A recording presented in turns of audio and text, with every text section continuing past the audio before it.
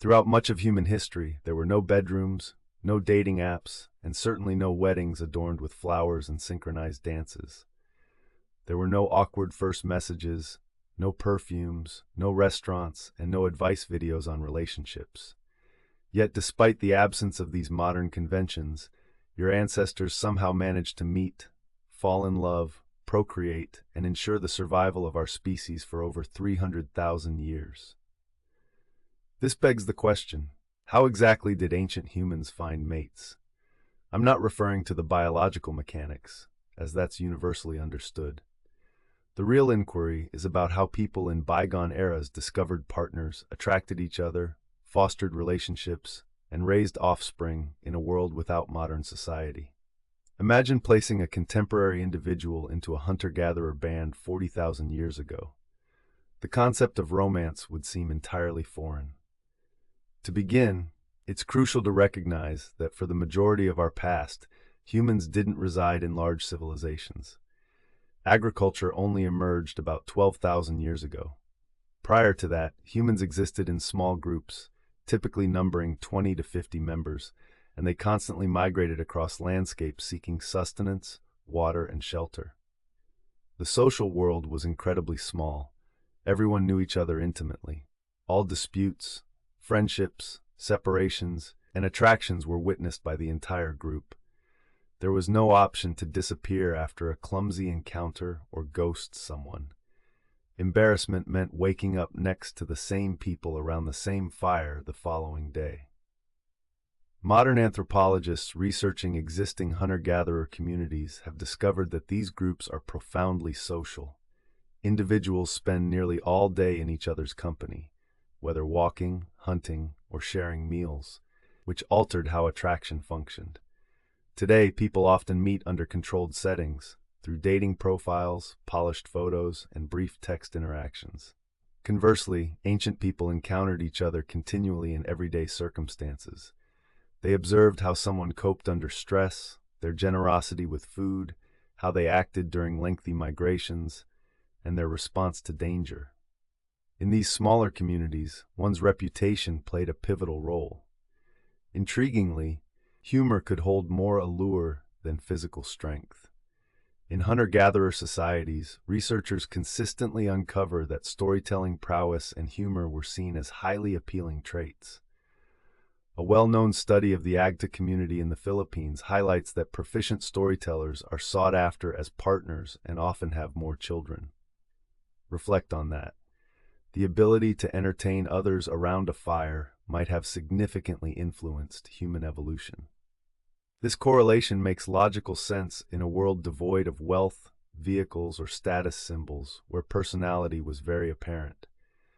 Material possessions couldn't obscure one's true nature, as few existed. Hunter-gatherer encampments often possessed fewer belongings than one finds in a modern kitchen. Evaluations of one another centered on behavior. Who shared meat after hunting? Who remained composed in emergencies? Who soothed crying children? Creating a sense of safety for others was crucial because survival depended on cooperation. Alone in the wild, an individual was unlikely to survive. Human survival necessitated group cohesion, which reshaped mating dynamics entirely. While contemporary romance chiefly revolves around two individuals, ancient relationships operated within a community framework. Partners didn't unite merely with each other, but with the entire group. While studying the Hadza people in Tanzania, anthropologists noticed something intriguing. Couples seldom spent time alone together by modern standards. Most activities took place amidst the larger community, with privacy being scant. Imagine attempting to court someone while surrounded by 30 relatives brandishing spears and grilling roots over an open fire. Things become even more fascinating here. For years, it was assumed that prehistoric humans were highly aggressive and contentious over partners. Popular media often depict cavemen violently battling with clubs over women. Yet actual evidence suggests a more nuanced reality. In numerous hunter-gatherer societies, women possessed considerably more autonomy in selecting partners than previously thought. Among the Ju-Hwansi people of southern Africa, women were known to reject unwanted suitors.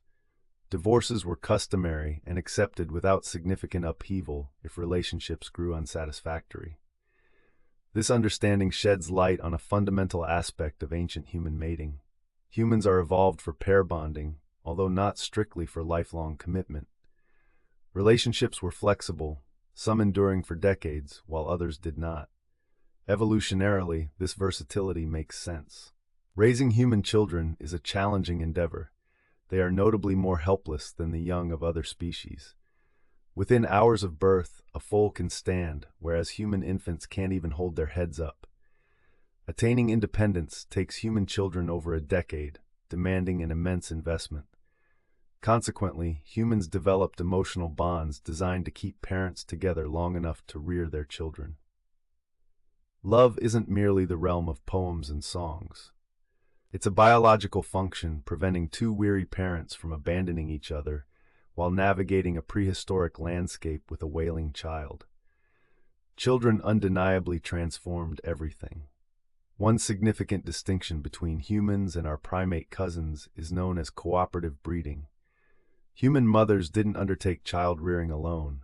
Assistance came from grandparents, older siblings, aunts, uncles, and cousins. Anthropologists sometimes dub humans as the species that requires a village. This situation may also clarify why menopause occurs in human females, a phenomenon quite rare in the animal world. Evolutionary biologists refer to this as the grandmother hypothesis.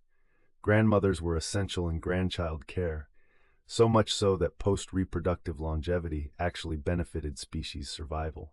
Your grandmother's existence today might be partly due to prehistoric childcare being a collective effort. And what qualities did ancient humans find attractive? Some of them echo modern preferences. Health, strength, and confidence remained important. However, beauty ideals were considerably influenced by survival needs. For instance, body fat was perceived differently based on food scarcity. In areas prone to starvation, having body fat signified health and resilience rather than laziness. Scars, too, held significant social meaning.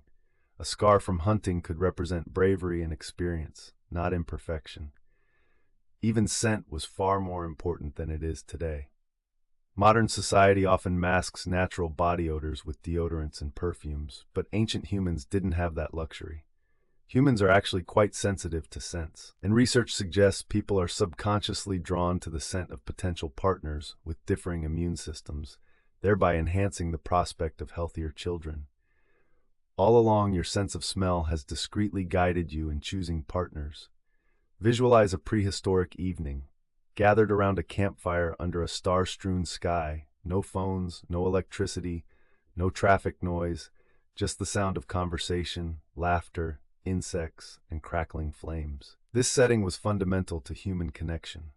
Anthropologists propose that fire dramatically altered relationships. Before the advent of fire, the night held considerable danger. Early humans likely remained quiet and vigilant to repel predators. But fire brought safety, providing time together after dark. During these hours, conversations transpired, stories, jokes, and music emerged. Romance, in many respects, grew next to campfires. Ancient humans likely experienced aging differently than we do now. Life was physically demanding, filled with long journeys, injuries, childbirth devoid of medical aid, droughts, and hunger. A 35-year-old hunter-gatherer was perhaps as aged as a 35-year-old modern office worker is today. Despite this, older individuals were held in high regard, their knowledge invaluable. An elder may have known migration paths, identified harmful plants, understood animal behavior, and anticipated seasonal changes. Competency and reliability held great worth. Over time, human mating connected to something unexpected: cooperation. While many species compete through brute force, humans partly compete through social skills. Are you trustworthy? Can you sustain friendships? Are you dependable within a group? Can you manage group dynamics without causing disruption? These attributes became essential for survival, echoing even in modern relationships. Confidence hints at competence. Humor suggests intellectual capacity. Kindness signifies dependability. Jealousy reflects a fear of losing an emotional investment. Love embodies attachment mechanisms designed to keep families intact. Beneath the veneer of smartphones, sprawling cities, and contemporary life, the human mind still operates on ancient instincts. Perhaps the most extraordinary aspect of all is that our prehistoric ancestors were emotionally akin to us in more ways than we might realize. They loved, flirted, faced rejection, endured heartbreak, and likely pondered endless nights whether someone reciprocated their affections. Archaeologists have uncovered ancient burial sites where people are laid to rest embracing one another. In some renowned sites, there is evidence that flowers were tenderly placed with the deceased thousands of years ago. This indicates that someone mourned them, cared enough to pause, grieve, and hold their memory. Despite our advances in technology, modern humans are driven by many of the same emotions that danced near prehistoric fires under old skies. At its core, the human story remains unchanged, a narrative of people yearning for connection in a world fraught with danger.